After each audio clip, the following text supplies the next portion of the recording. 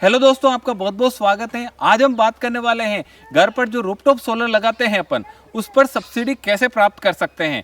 क्या सरकारी आदेश के अनुसार सब्सिडी मिलती है या फिर नहीं मिलती है तो कितनी मिलती है, कैसे मिलती है और सोलर पैनल कहां से लगवाना होता है, वो सब कुछ बात करने वाला है। तो सबसे पहले बात करते हैं अपन, सबसे ज़्यादा जो इलेक्ट्रिसिटी की परेशानी आती है वो या तो गाँवों में आती है या फिर सिटी में आती है।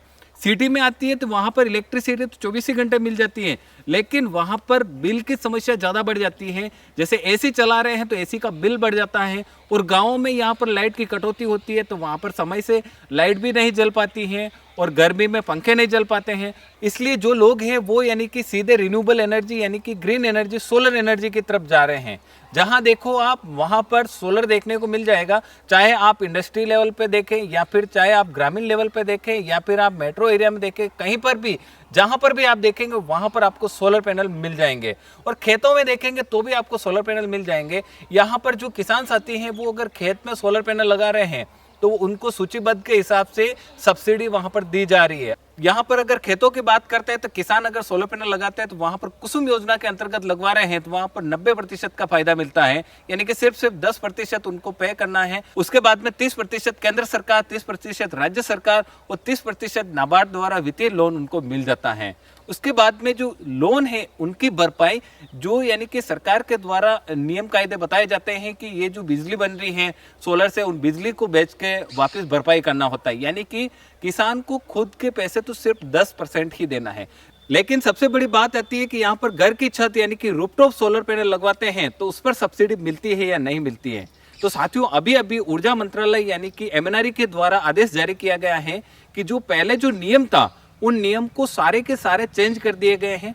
पहले ये नियम था कि अगर कोई भी अगर सोलर पैनल लगवा रहा है तो यानी कि सूचीबद्ध जो वेंडर होते थे यानी कि फिक्स विक्रेता होते थे उनसे ही सोलर पैनल लगवाने होते थे, और उसके बाद में यानी कि लाइन लग जाती थी और लाइन में आने के बाद नंबर आता, उसके बाद उसको यानी कि सब्सिडी मिलती, और कहीं पर मिलती और कहीं पर नहीं मिलती।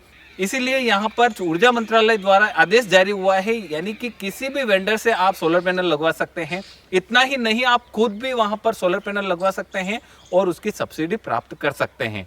अब बात करते हैं कि सब्सिडी कैसे मिलेगी। तो सबसे पहले अपने घर की छत पर आप सोलर पैनल खुद भी इंस्टॉल कर सकते हैं या फिर किसी वेंडर के सहायता से आप इंस्टॉल करवा दीजिए। इंस्टॉल करवाने के बाद उसका एक फोटो खींचना है। फोटो खींचने के बाद एक आवेदन पत्र के जरिए या फिर एक पत्र के जरिए आप जो वितरण कंपनियां हैं उनको सूचना देनी होती है कि हमने यहाँ पर सोलर पैनल इंस्टॉल किए हैं और इतने किलोवाट इंस्टॉल किए हैं। सारी जानकारी के हिसाब से वितरण कंपनियां हैं वो 15 दिन के भीतर आपको वहां पर नेट मीटर की सुविधा उपलब्ध करवाएगी। नेट मीटर लगवाने के बाद 30 दिनों के अंतर्गत आपके खाते में सब्सिडी प्राप्त हो जाएगी। अब बात करते हैं कि सब्सिडी कितनी मिलने वाली है। तो यहाँ पर अगर आप 1 किलोवाट से लेकर 3 किलोवाट तक लगा रहे हैं तो यहाँ पर आपको 40% सब्सिडी मिल जाएगी। लेकिन अगर आप 3 किलोवाट से ज्यादा और 10 किलोवाट तक लगवा रहे हैं तो यहाँ पर आपको 20% सब्सिडी आपको मिल जाएगी। यहाँ पर आवेदन करने के लिए जो आधिकारिक वेबसाइट है जो प्रत्येक डिस्कॉम की शुरू की गई है, वहां पर आप आवेदन कर सकते हैं और उसके बाद में आप सब्सिडी प्राप्त कर सकते हैं। इसके लिए आवश्यक डॉक्यूमेंट क्या होना चाहिए, तो इसके लिए यानी कि पूरा सिस्टम कंप्लीट होना चाहिए, उसका फोटो होना चाहिए। इसके बाद में आपके बैंक की पासबुक होनी चाहिए और आधार कार्ड होना चाहिए। इसके बाद में आप आसानी से अपने खाते में आप सब्सिडी प्राप्त कर सकते हैं। वीडियो देखने के लिए आपका बहुत बहुत धन्यवाद। वीडियो अच्छा लगा है तो ज़्यादा से ज़्यादा शेयर करें, लाइक करें, और साथ में आपके कोई भी सुझाव हो या फिर सवाल हो कमेंट बॉक्स में जाके बताएं। और इसकी जानकारी आप अगर पढ़ना चाहते हैं तो हमारी वेबसाइट techmewadi.com पर जाकर आप विजिट कर सकते हैं, लिंक डिस्क्रिप्शन में है, तो वहाँ से भी आप इस जानकारी को पढ़ सकते हैं। साथ में अगर आप चैनल पर नए हैं तो सब्सक्राइब करें और बेल आइकन को जरूर दबाएं, क्योंकि आने वाले वीडियो आप सबसे पहले देख सकते हैं। मिलते हैं अगले वीडियो के साथ, तब तक के लिए जय भारत, जय राजस्थान, वंदे मातरम।